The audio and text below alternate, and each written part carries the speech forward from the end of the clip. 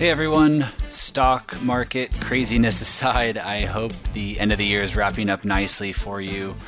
First and foremost, I wanted to just quickly thank everybody for all of your time and support this year. With your help and feedback, the podcast continues to grow, which to us means good financial information is getting in the hands of more and more people, and that's our primary goal. There's so much bad information out there that we want to do our part to reach a larger audience and cut through a lot of the noise to give you the right answers. So we appreciate you taking this journey with us. We've had a lot of fun this year, and I just wanted to take a moment to just say thank you. Second, this will be our last podcast until January 22nd. We have some awesome things up our sleeve, and we want to take the next few weeks to enjoy some time with friends and family, of course, but also to work on a few of these improvements that we're making to this podcast. So you won't hear from us again until the 22nd of January, which is a Tuesday. Don't miss us too much. Enjoy the holidays. Enjoy the start to your year. And then we will be kicking off strong on Tuesday, January 22nd. So stay tuned. Okay, before I share my super easy year-end planning checklist, the top 3 things that I think you should just make sure you check on before the year wraps up, I just wanted to share a tweet that I saw actually not that long ago today. The tweet was from Jim O'Shaughnessy, who is the CIO of O'Shaughnessy Asset Management. He's written numerous books. Some say he's a legend in our industry, but Jim's awesome, and he's really taken to Twitter this year. And I saw a tweet today. Given the recent market volatility, I thought I'd just share it. I really appreciated his approach and something that I may consider doing myself here. So Jim says, right now, take a deep breath, sit down, and write about how you feel about what's happening in the market. Be freeform, be honest. If you have a pit in your stomach, write about it. If you feel jittery, write about it. If you think this is the next financial crisis, write about it. If you feel like selling everything and going to cash, note that too. Write about every worry, frustration, and uncertainty you are currently experiencing. Then put a date on it and put it away. Chances are very good that when you read it again 12 to 18 months from now, you will be shocked you felt this way. Your brain will do somersaults to try and convince you that you really didn't feel everything that you wrote because things will have calmed down. Corrections and bear markets, which we're definitely in correction territory today. We're not quite in bear market territory, but he says corrections and bear markets are a feature, not a bug of the stock market. Without them, there would be no equity risk premium, meaning we wouldn't earn as much as we do by investing in the stock market over long periods of time. He goes on to finish and says, look back at every other market decline and remember, people were feeling like that was the end too. It wasn't then, it isn't now. This is actually a healthy, if painful in the short term, action. Most important, remember, this too shall pass. So I thought it was just a really interesting, different way to approach the market volatility. I doubt all of you are going to pull out pens and paper and start to write things down, but I don't know. It probably isn't the worst exercise in the world to go through.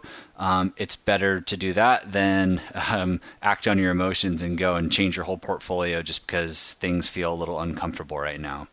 So with that, I mentioned that I'm going to share with you 3 super easy year-end planning things that you can do today in less than an hour and just feel like you can just tie a bow on everything before the year ends. And they might seem really simple, but I'll share a couple little things in there that hopefully are new to you. So the first one is review your beneficiaries. And just hang on with me for a second because I know it just sounds like this canned advice. Go review your beneficiaries. That's what every financial advisor in the world tells you. But a couple things here.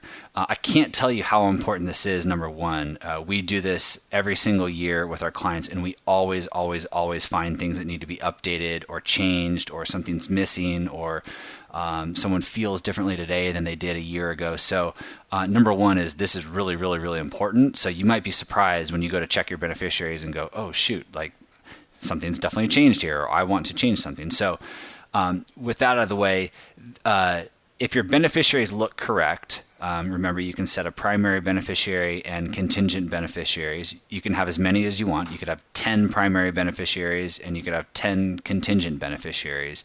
Contingent meaning if your primaries are no longer around, then it goes to this new set of beneficiaries. So if those are correct, or if you make them correct, the next thing that you want to think about is this thing called per stirpes or per capita.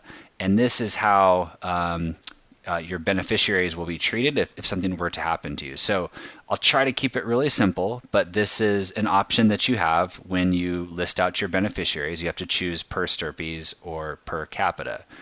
So per stirpes, let's just pretend that you have 2 kids, a son and a daughter, and you want, no matter what, your daughter's share and your son's share to stay within their family. For instance, maybe your son has some kids and you want to make sure that your son's 50% share, if he wasn't in the picture, that his share would go onto his kids. That's per stirpes. If instead you had it set up per capita, if your son wasn't in the picture, his kids would miss out on that 50%, and instead that whole 50% would just go to your daughter. So if you want to make sure it stays in the family line, you want to make sure that your kids and their kids and their kids receive this inheritance. You want to make sure that you check per stirpes. But if you don't care about your kids as kids and all you want to focus on is just your primary beneficiaries, if beneficiary A isn't around, everything will go to beneficiary B. Then you can choose per capita, and that's what per capita will do. It will not go to the next generation. The second reason I think this is the third reason I think reviewing your beneficiaries is so critical is I think it's just a good opportunity to sit around the table with your spouse, have a glass of wine, and just talk about your beneficiaries and make sure it still lines up with what your intentions were when you wrote them down. So I think it's just a really good excuse to open that line of communication. It might lead to other discussions about money and finances and other things that need to happen. But this is just a really easy one. Like, hey, honey, this is a really morbid conversation, but if we're not in the picture, what do we want to happen? And do our beneficiaries reflect that? Super easy conversation. Well, for the most part, it's usually a pretty easy conversation to be had. But if things get more complicated or start to feel more complicated, or you're not really quite sure what to do, an estate attorney is going to be someone you're going to want to talk to. So maybe that's on your list for January, to reach out to your estate attorney or find a new one to help you update those beneficiaries, or maybe just help you talk through them. Sometimes it's helpful to hire an attorney just to help guide that conversation and help you come to that conclusion as to how everything should be listed. Because remember, sometimes it's not a person that's a beneficiary. It could be a trust, or it could be a combination of a trust and a person or multiple people. So if things aren't that cut and dry might be, if I'm not here, give it to my spouse. If my spouse isn't here, split it between my 3 kids per stirpes. That could be just a really simple situation. But if things are more complicated, please find an estate attorney. All right, number 2 on our super easy year-end planning checklist. Again, seems pretty basic, but it's so important. Confirm that your required minimum distributions have been made or will be made before the end of the year. And this year, the end of the year is December 28th, which is a Friday. So you don't have until the 31st. You have until the 28th.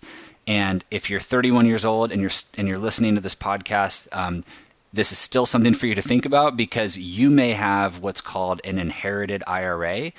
Maybe somebody left you an IRA, that they passed away and you inherited their IRA. You are required in many cases to be taking that person's required minimum distribution. So just because you're 30 years old and you're not retired doesn't mean this doesn't pertain to you. So make sure if you have an inherited IRA, that those RMDs, or required minimum distributions, have been met. The penalty is massive, so it's not worth messing around here. It's not worth just saying, oh, I think I'm all set. Really take a look, just double check before the end of the year and make sure those are all taken care of. All right, lastly, and then I'm going to let you guys go for the year. Review your portfolio, but not for tax loss harvesting, which everybody likes to talk about this time of the year. But I'm going to ask you to review your portfolio instead from a risk perspective. So tax loss harvesting is its own conversation. We'll do a whole episode on that in the future. Talk to your advisor or Google around to make sure that you're all set in the tax loss harvesting department. It might mean less than you think. I wouldn't overthink tax loss harvesting. Either it really, really, really applies to you or it doesn't. Sometimes it's sold as this fancy value add. Academic research doesn't always agree with that. So I wouldn't spend too much time on it. I would rather you review your portfolio today, right now, especially given the volatility, from a risk perspective. And I know John isn't here right now. He hasn't been with us for a few episodes, but he will be back, I promise. But John has this saying that I love, and maybe he stole it from somebody else, but he says, don't let the tax tail wag the investment dog. I hope I got that right. But essentially, don't make investment decisions based on taxes. And the reason for that is sometimes people have a lot of embedded gains, right? They have this pile of investments that have grown over a long period of time, and there's this massive capital gains there, and they're afraid to sell because they might get hit with a big tax bill. That's letting the tax tail wag the investment dog. You're letting the tax consequence drive your investment decision, and we don't like to approach it from that angle. A lot of times, let's take San Diego for example. A lot of Qualcomm employees, they have Qualcomm stock. I mean, some of these employees have millions of dollars in Qualcomm stock, and they're afraid to liquidate, or they don't want to liquidate because they're going to pay a big tax consequence. But when you look at it from a risk perspective, I mean, they are super highly concentrated in one single stock position. Not only do they not have any bonds associated with it or other asset classes, but they have one single position, and they're hesitant to sell because they're going to pay some taxes. Like that just doesn't make sense for us. Makes sense to us. So look at you may not be in that situation exactly, but look at your portfolio and maybe you're 80% stocks and 20% bonds, and you've been that way for a long time and you've made some money, and you're finding yourself not wanting to rebalance or sell anything because you don't want to pay taxes. We had a few people tell us this, like, hey, we're so close to the end of the year here. Maybe can we just hold off until January to make this change? That way we can push the taxes into next year. Well, look what's happened between, just a few weeks ago and today. I mean, the market was down again big today. So, we could have a major crash in between now and the end of the year. And if you were making a tax decision or making an investment decision based on taxes, gosh, that could hurt, an extra $5,000 tax bill or $10,000 tax bill might look, pretty nice compared to the $50,000 loss or $100,000 loss in the short term that you experienced because of the market. So don't hold off on making a really important investment decision because of taxes. Really look at this from a risk perspective. Right now, with the market where it's at, is the perfect time to figure out, am I in the right portfolio or not? Because if the market keeps going down, you need to hold this portfolio. You don't want to be making these changes while the market's going down. It's the worst possible thing you can do. So I'll just say it because there's this analogy I like to draw with real estate. It's like, imagine if you own this $1 million home and you bought this home for $1 million and the economy goes through a tough time, and that $1 million home is now worth $500,000. How many people are going to go and hire a realtor then and there to put their house up for sale and sell this house that just went from $1 million to $500,000? It's not going to happen. Most people would say, okay, you know what? We're going through a tough time right now economically. We're gonna make some other changes in our life. We're gonna make our mortgage payments. We're gonna hunker down. We're gonna make this thing work. And when that house gets back from $500,000 to $1 million, then we'll reevaluate our situation and decide if we want to sell this house or keep it. Build a long-term plan from there. Well, right now, perhaps, maybe we're at this top, where that house is worth $1 million. And now is when you want to make that decision regarding your portfolio to say, hey, if we go down far from here, am I comfortable holding on to this portfolio, this asset?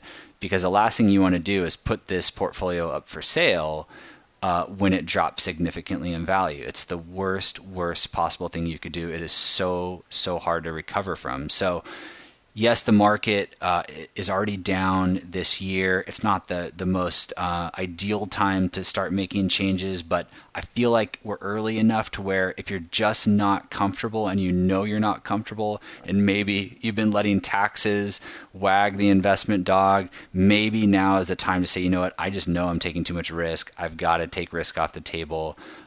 Find a portfolio mix that works for you. Maybe you're 80-20 and you need to get down to a 50-50 and pay some taxes. Who cares? If that makes sense for you, do it, and then hold that portfolio through thick and thin. Again, we don't want to keep making changes to the overall asset allocation. We want to find a balance that works and something that we can hold on to. So those are your 3 super easy year-end planning things to check on. Review your beneficiaries, confirm your RMDs. Even if you're 31 years old, it may still apply. And then review your portfolio, not for taxes and tax loss harvesting, which everyone loves to talk about, but for risk. Really look at it from the risk perspective. So I hope that was helpful for you. Hopefully you just caught something new that you hadn't heard before. Once again, thanks for all your support this year. If you have any ideas, if you just want to say thank you, say hello, shoot us an email at podcast@staywealthysandiego.com.